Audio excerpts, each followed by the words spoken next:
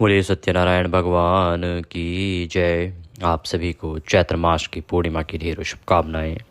प्रिय भक्तों, आज के इस वीडियो में हम बात करेंगे कि चैत्र पूर्णिमा का व्रत किस दिन किया जाएगा। चैत्र पूर्णिमा पर सत्यनारायण भगवान का व्रत होता है और चंद्र अर्घ व्रत होता है। दोनों ही किस दिन किए जाएंगे। साथ ही चैत्र पूर्णिमा हनुमान जी का जन्मोत्सव भी है, तो हनुमान जी का जन्मोत्सव किस दिन मनाया जाएगा, क्या शुभ मुहूर्त रहेगा, क्या पूजा विधि रहेगी, सत्यनारायण भगवान का पूजन व्रत आदि कैसे करना चाहिए, पूर्णिमा के दिन आपको क्या दान करना चाहिए क्या नहीं, पवित्र नदियों में स्नान करने का विधान है। यदि आप पवित्र नदियों में स्नान करने नहीं जा सकते हैं तो पूर्णिमा पर आप किस प्रकार से घर पर गंगा स्नान कर सकते हैं या इस पुण्य को प्राप्त कर सकते हैं। पूर्णिमा पर दान पुण्य के क्या कार्य हैं जो आपको अवश्य करने चाहिए, कैसे यह पूर्णिमा आपके जीवन के संकटों को दूर कर सकती है और यह आपके लिए संकट मोचक साबित हो सकती है। संपूर्ण जानकारी आने वाली चैत्र पूर्णिमा के बारे में आपको इस वीडियो के माध्यम से प्रदान की जाएगी। आपसे निवेदन है कि यदि वीडियो थोड़ा सा भी अच्छा लगे तो कृपया उसे एक बार लाइक अवश्य कर दीजिएगा। अपनी मनोकामना पूर्ति के लिए कमेंट बॉक्स में अवश्य लिखिएगा जय सत्यनारायण भगवान। आप देख रहे हैं देवभूमि ज्योतिष संस्थान का प्रतिष्ठित यूट्यूब चैनल देवभूमि धार्मिक।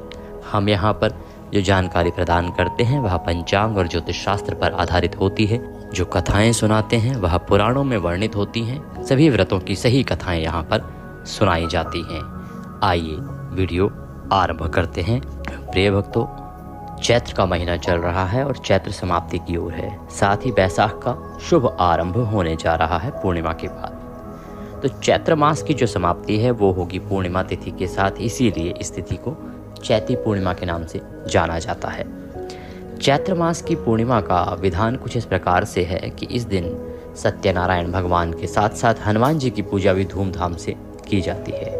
कारण ये है कि इसी दिन त्रेता युग में हम सभी के आराध्य और पूजनीय परम राम भक्त और परम बलशाली श्री हनुमान जी का जन्म हुआ था। माता अंजनी के गर्भ से उन्होंने जन्म लिया था और उनकी विशेष पूजा पाठ का कारण ये भी है कि वो एक ऐसे देवता हैं या एक ऐसे अवतार हैं भगवान के जो आज भी इस पृथ्वी पर विद्यमान हैं। हमारे पुराण बताते हैं कि बजरंगबली अजर हैं, अमर हैं, अर्थात ना वो बूढ़े हो सकते हैं ना उनकी मृत्यु हो सकती है और वो इस पृथ्वी पर आज भी रहते हैं। इसी कारण से उनका जो वृतांत है, त्रेता के बाद जब द्वापर आया, कृष्ण जी का समय आया, महाभारत हुआ, तो महाभारत काल में भी उनका वर्णन आता है कि किस प्रकार से उन्होंने पांडवों की सहायता की थी। इसीलिए आने वाली पूर्णिमा पर आपको विशेष रूप से हनुमान जी की आराधना करनी चाहिए। बात करते हैं कि पूर्णिमा के दिन आपको पूजा पाठ कैसे करने चाहिए, क्या क्या वो कार्य हैं जो अवश्य करने चाहिए, पूजा विधि क्या रहेगी।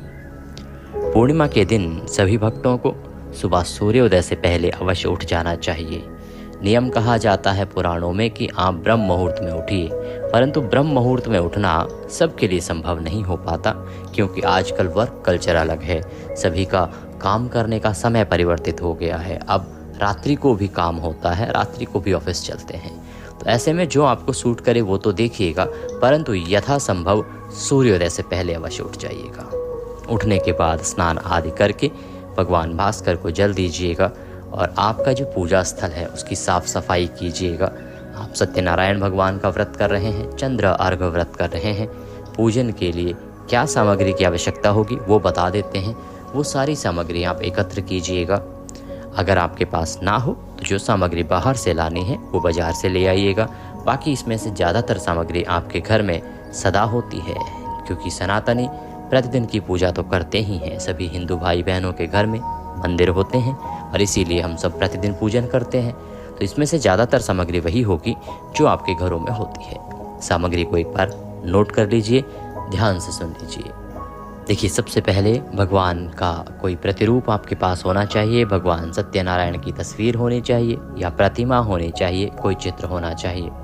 इसके बाद चौकी आपके पास हो तो बहुत उत्तम रहेगा, जिस पर आप विराजमान करेंगे भगवान को, और नीचे बिछाने के लिए पीला वस्त्र, रौली, मौली, पान, सुपारी, लौंग, इलायची, धूप, दीप, नैवेद्य का अभिप्राय भगवान को अर्पित करने के लिए आपके पास भोग होना चाहिए। या तो मिठाई ले लीजिएगा, कोई मिठाई ना हो तो फल ले लीजिएगा, आप ड्राई फ्रूट्स भी ले सकते हैं। इत्र और जनेऊ। जनेऊ कितनी लेनी है इस पर निर्भर करता है। देखिए, सत्यनारायण भगवान और गणेश जी का पूजन तो आवश्यक है, वो तो करना ही होगा। आप यदि और विधान बढ़ाना चाहते हैं और कलश भी स्थापित करना चाहते हैं तो 3 जनेऊ लीजिएगा। पान के पत्ते भी इसी प्रकार से होंगे, 3 पान के पत्ते, अन्यथा 2 पानों के पत्ते से भी आप पूजन कर सकते हैं। इत्र तथा पंचामृत। पंचामृत बनाने के लिए सामग्री में आपको आवश्यक रहेगा कच्चा दूध, दही, घी, शहद और शक्कर। इन 5 चीज़ों से मिलके पंचामृत बनेगा।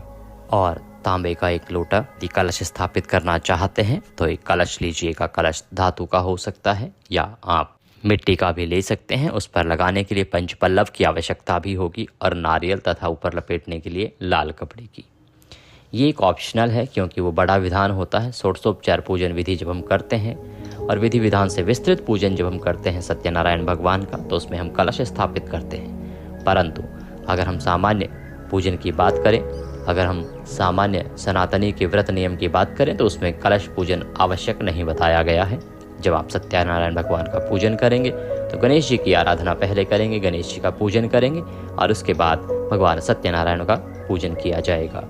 प्रथम पूज्य गणेश की पूजा करने के लिए आपके पास उनकी कोई तस्वीर होनी चाहिए। तस्वीर न हो प्रतिमा लीजिए, अन्यथा 1 सुपारी ले लीजिएगा और उस सुपारी को पान के पत्ते पर रखकर गणेश जी के रूप में विराजमान करके भी पूजा की जा सकती है।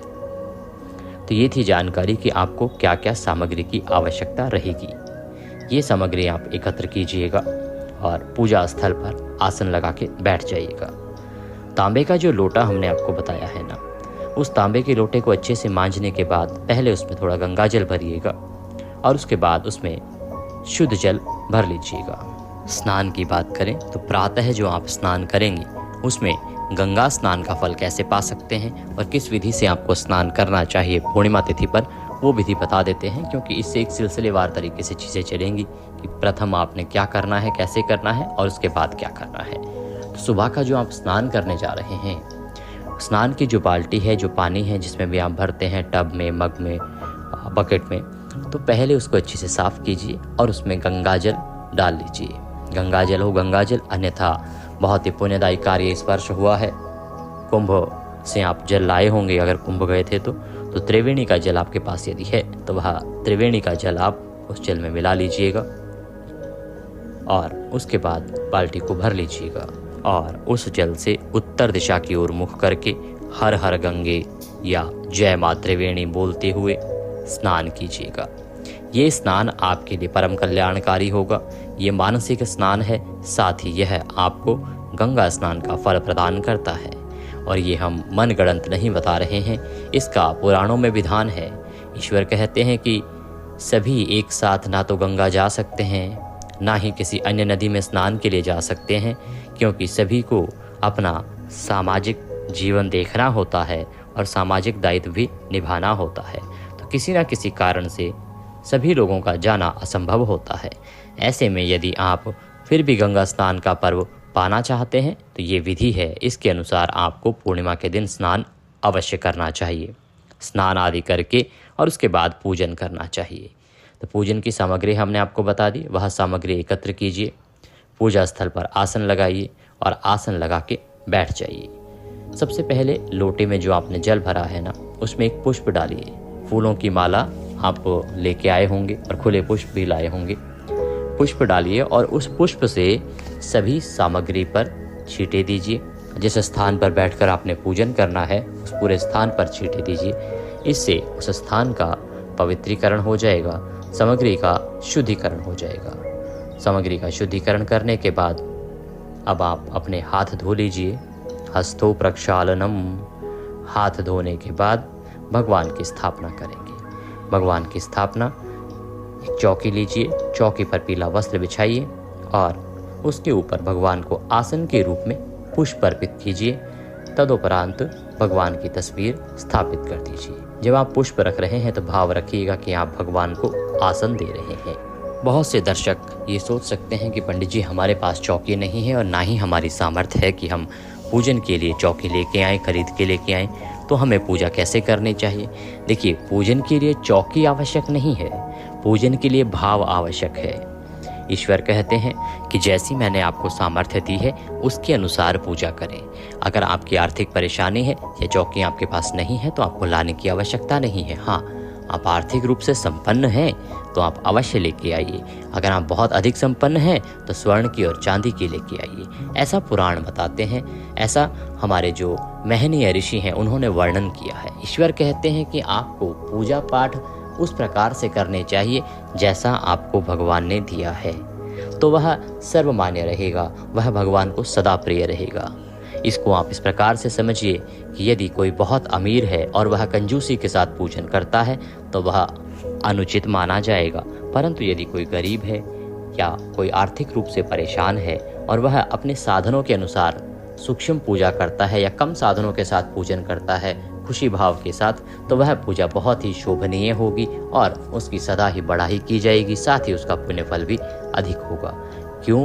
क्योंकि ईश्वर कहते हैं कि जैसा आपको मैंने दिया है उसके अनुसार आप पूजन कीजिए। तो जिनके पास चौकी आदि नहीं है ना, वो पृथ्वी पर तस्वीर रखकर भी पूजन कर सकते हैं।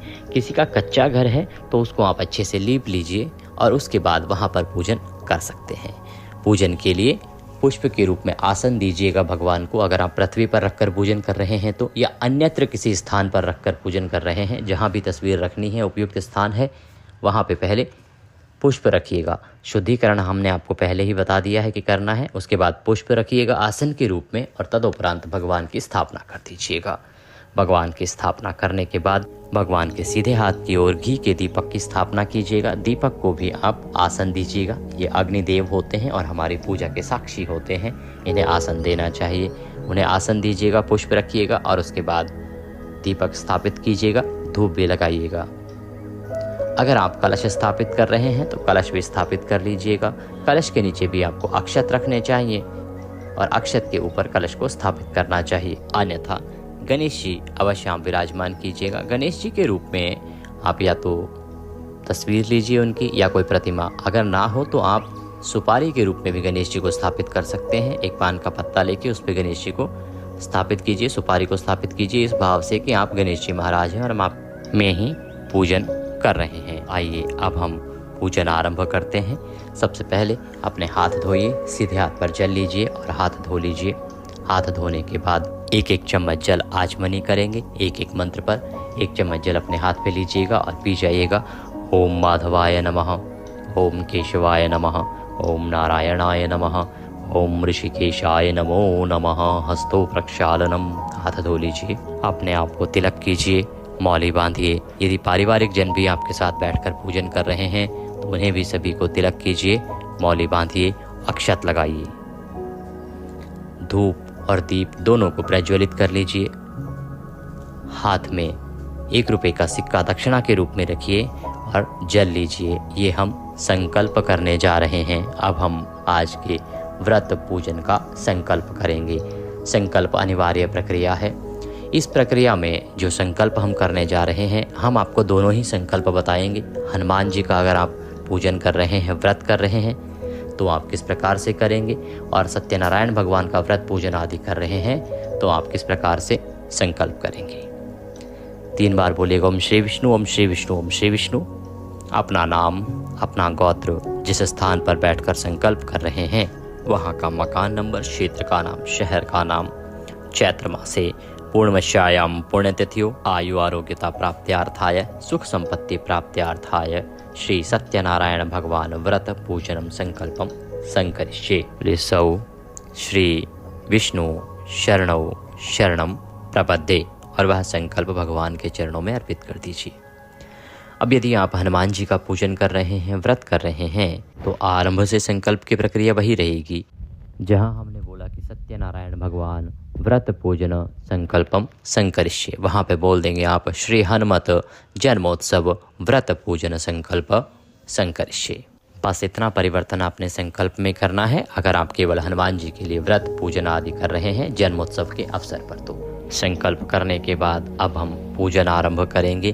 ध्यान रखिएगा कि संकल्प जो है अनिवार्य प्रक्रिया है, इसके बिना कोई भी पूजा पाठ यहाँ तक कि दान पुण्य का कार्य भी आपको नहीं करना चाहिए।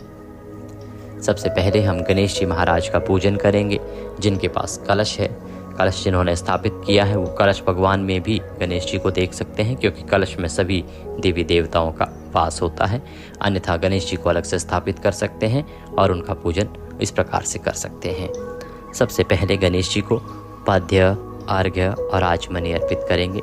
तो गणेश जी के पास एक पात्र रख दीजिए, एक कटोरी रख दीजिए या कोई भी इस प्रकार का पात्र हो शुद्ध, उसको गणेश जी के पास रख दीजिए, क्योंकि पूजा की सामग्री हम उस पात्र में ही अर्पित करेंगे, जिससे कि वह सामग्री इधर उधर ना फैले और पानी जो हम अर्पित करेंगे, जल जो अर्पित करेंगे, वह पैरों में ना आए। गणेश जी को 3 बार आप जल अर्पित करेंगे, पाद्य, अर्घ, आचमनी के रूप में, और फिर स्नान कराएंगे। ओम भूर्भुवः श्री गंगणपतये नमः। पाद्यम समर्पयामि। ओम भूर्भुवः श्री गंगणपतये नमः। अर्घ्यम समर्पयामि। ओम भूर्भुवः श्री गजाननाय नमः। आचमनीं समर्पयामि। इस प्रकार से भगवान का आपने पाद्य, अर्घ, आचमन कराया। अब भगवान को प्रेम से स्नान कराएंगे।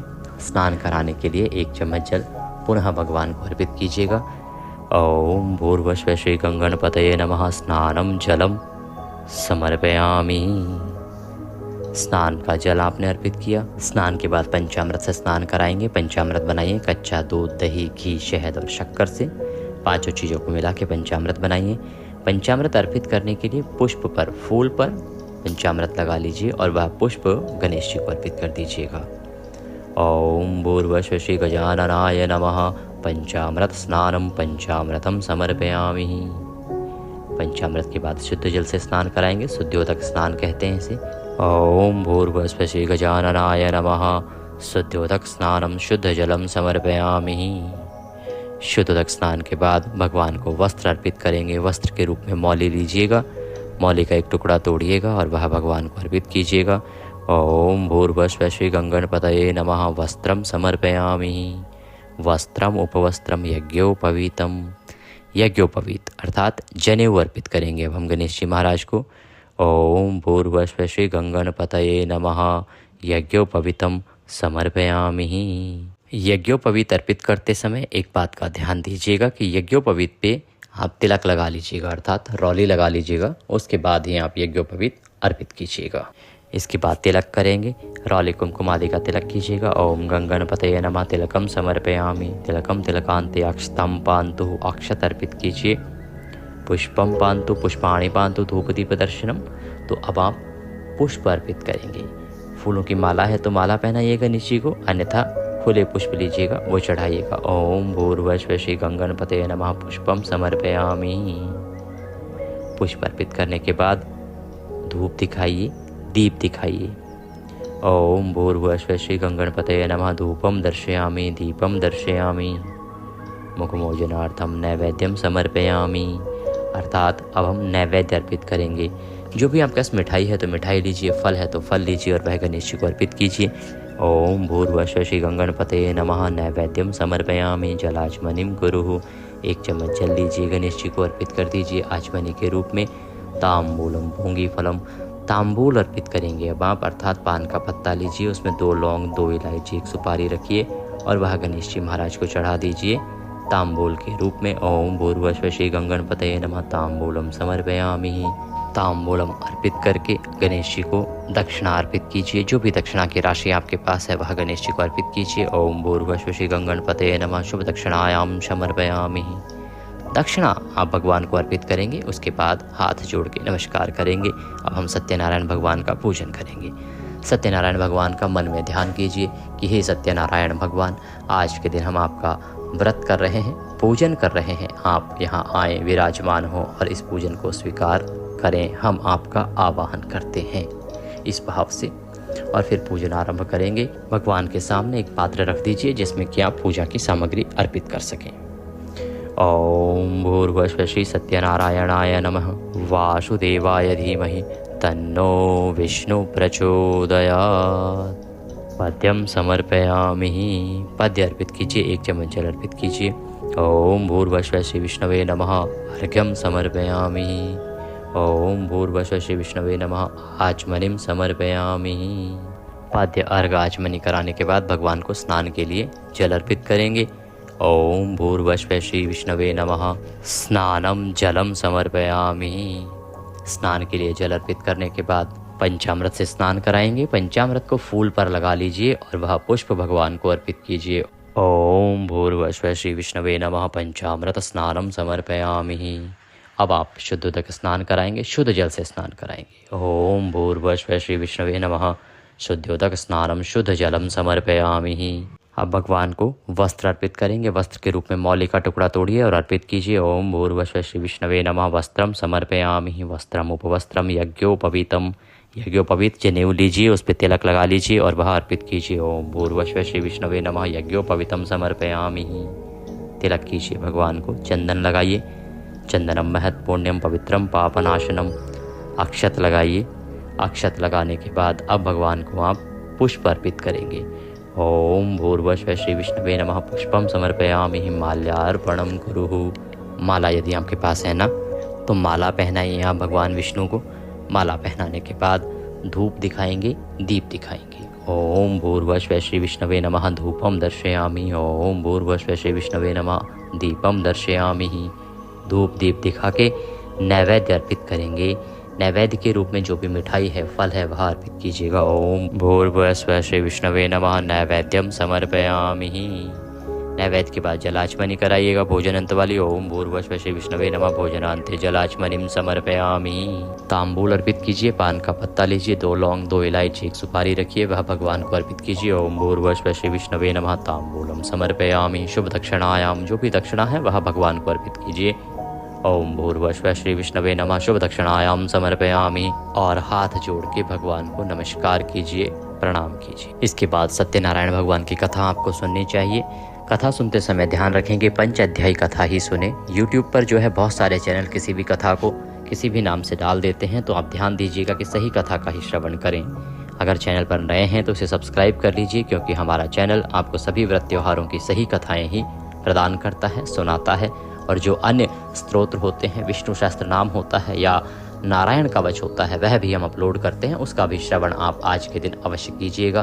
भगवान की आरती कीजिएगा, भोग लगाइएगा। भोग में पंचामृत के साथ में आपको पंजीरी का भोग लगाना है। पंजीरी, पंचामृत और केले, इसको प्लेट में सजाइए, तुलसी का पत्ता उसमें रखिए और भगवान को भोग लगाइए। भोग लगाने के बाद जलाचमनी कराइए और इसके बाद ब्राह्मण को दान आदि करना चाहिए। दान दक्षिणा आवश्यक कार्य है, जो कि ब्राह्मण को आपको आज के दिन अवश्य करना चाहिए। चाहे भोजन की सामग्री दान करें, भोजन कराएं, या आप केवल दान अर्पित करें। यदि आप कोई भी दान राशि भेजना चाहते हैं तो आप हमारे नंबर्स पर संपर्क कर सकते हैं। जानकारी ना मिले तो आप कमेंट बॉक्स में लिख के पूछ लीजिएगा, हम आपको प्रदान कर देंगे और वहां पर आप दक्षिणा भेज सकते हैं। अंत में आती है पुष्पांजलि, जो कि आवश्यक प्रक्रिया होती है किसी भी पूजा पाठ की।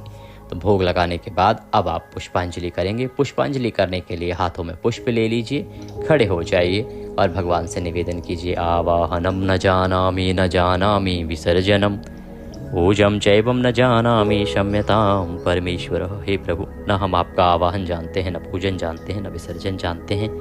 हम तो अज्ञानी जीव हैं। जैसी बन पड़ी है वैसी सेवा आपके श्री चरणों की है। इसमें जाने अनजाने में हमसे कोई गलती, कोई त्रुटि, कोई भूल हमसे हो गई हो तो प्रभु से क्षमा कीजिएगा और दया का आशीर्वाद प्रदान कीजिएगा। इसके निमित्त आपको अर्पित करने के लिए हमारे पास कुछ नहीं है, तन मन धन सब आप ही का है। हमारे पास क्या है? भारती मलका जाति सत्पत्रादि संयुक्तम पुष्पांजलि मया दत्ताम ग्रहणाम परमेश्वर। प्रभु, यह पत्र पुष्प की भेंट है, इसे आप स्वीकार करें और दया का आशीर्वाद प्रदान करें। इस प्रकार से पुष्प भगवान के चरणों में अर्पित कीजिए, हाथ जोड़ के नमस्कार कीजिए, खड़े खड़े वहीं पर परिक्रमा कर लीजिए। दंडवत परिक्रमा करने के बाद दंडवत प्रणाम कर लीजिए और आपका यह सत्यनारायण भगवान का व्रत पूजन पूर्ण हुआ। जो लोग चंद्र अर्घ व्रत करते हैं वो सायंकाल को चंद्रमा के उदित होने के बाद जल लीजिएगा, उसमें थोड़ा कच्चा दूध मिलाइएगा, सफ़ेद पुष्प डाल सकते हैं, थोड़े से अक्षत डालिएगा और उससे ओम सह चंद्रमसे नमः बोलते हुए चंद्रमा को अर्घ दीजिएगा। आपका व्रत अवश्य ही सफल होगा। आपको आज के दिन सत्यनारायण भगवान का प्रसाद अवश्य ग्रहण करना है और बाकी पारिवारिक जनों को भी अवश्य ही प्रदान करना है। आइए अब बात करते हैं कि व्रत करना कब है और पूर्णिमा तिथि है कब और भद्रा का क्या प्रभाव रहेगा। देखिए, 12 अप्रैल को रात को 3:21 पर यह आरंभ हो जाएगी पूर्णिमा तिथि, जो कि 13 अप्रैल को सुबह 5:51 पर समाप्त होगी। ऐसे में 12 तारीख को सूर्य के मुख से पूर्णिमा है, तो 12 तारीख को ही पूर्णिमा का व्रत किया जाएगा, सत्यनारायण भगवान का व्रत किया जाएगा। चंद्र अर्घ व्रत भी आज ही होगा, साथ ही हनुमान जन्मोत्सव भी मनाया जाएगा। भद्रा शाम को 4:36 तक रहेगी। ये पूरा दिन लगभग भद्रा है, परंतु ये भद्रा जो है सत्यनारायण भगवान के व्रत पर लागू नहीं होगी, इसीलिए आपको किसी के बहकावे में आके डरने की आवश्यकता नहीं है। शुभ मुहूर्त की बात करें तो पहला चौघड़िया जो है वो काल का है, उसको छोड़ दीजिए, तो 7:30 से और 9 बजे तक शुभ रहेगा। इसके बाद रोग का चौघड़िया है, उसको छोड़ दीजिए। उसके बाद द्वेग को भी छोड़ देते हैं, तो 12 बजे से और 3 बजे तक चर और लाभ का चौघड़िया रहेगा, जो उत्तम रहेगा। जानकारी यदि थोड़ी भी अच्छी लगी हो तो कृपया लाइक अवश्य कर दीजिएगा, कमेंट बॉक्स में अवश्य लिखिएगा जय सत्यनारायण भगवान। भगवान सब पर कृपा करें। चैनल पर नए हैं तो सब्सक्राइब करते जाइएगा।